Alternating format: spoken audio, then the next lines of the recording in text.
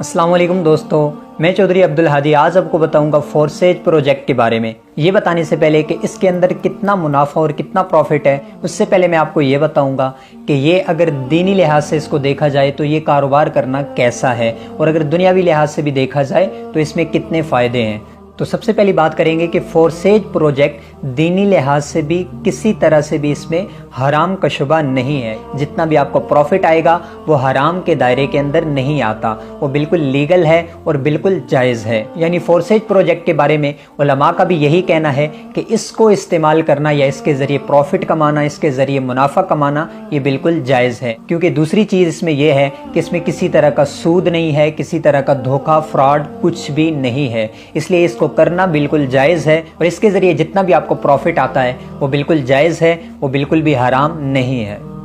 और अगर इसको देखा जाए दुनियावी लिहाज से तो फोर्सेज प्रोजेक्ट के ऊपर काम करना आपके लिए क्यों ज़्यादा मुनाफे बख्श और क्यों फ़ायदेमंद है, उसकी सबसे बड़ी वजह यह है कि ये डिसेंट्रलाइज प्रोजेक्ट है, ये सेंट्रलाइज नहीं है। सेंट्रलाइज का मतलब ये होता है कि किसी भी कंपनी को ऊपर से हैंडल करने वाला कोई ना कोई एक बंदा बैठा होता है जो जब चाहे इसमें चेंजिंग कर सकता है, जब चाहे इसका प्रॉफिट कम कर सकता है, जब चाहे आपको जिस तरह से चलाना चाहे वो चला सकता है। लेकिन डिसेंट्रलाइज वो होता है कि वो एक दफ़ा जिसने डिज़ाइन कर दिया, जिसने बना दिया, जिसने जो इसका क्रिएटर है उसने एक दफ़ा इसको बना दिया, दोबारा वो खुद भी इसमें चेंजिंग नहीं कर सकता। हैकिंग क्रैकिंग की तो बात फिर साइड पे रह गई, क्योंकि डिसेंट्रलाइज ऐसा प्रोजेक्ट होता है जिसमें आप खुद उस चीज़ के मालिक होते हैं। आप जिस हद तक अपना कारोबार बढ़ाते हैं उसके आप खुद ही मालिक होते हैं, और इसके अलावा जितना भी इसका प्रॉफिट आता है वो सारा का सारा आपके अकाउंट में आता है, जिसके ज़रिए मतलब आप इजी पैसा या जायज़ कैश में उसको फौरी कैश पे हासिल कर सकते हैं।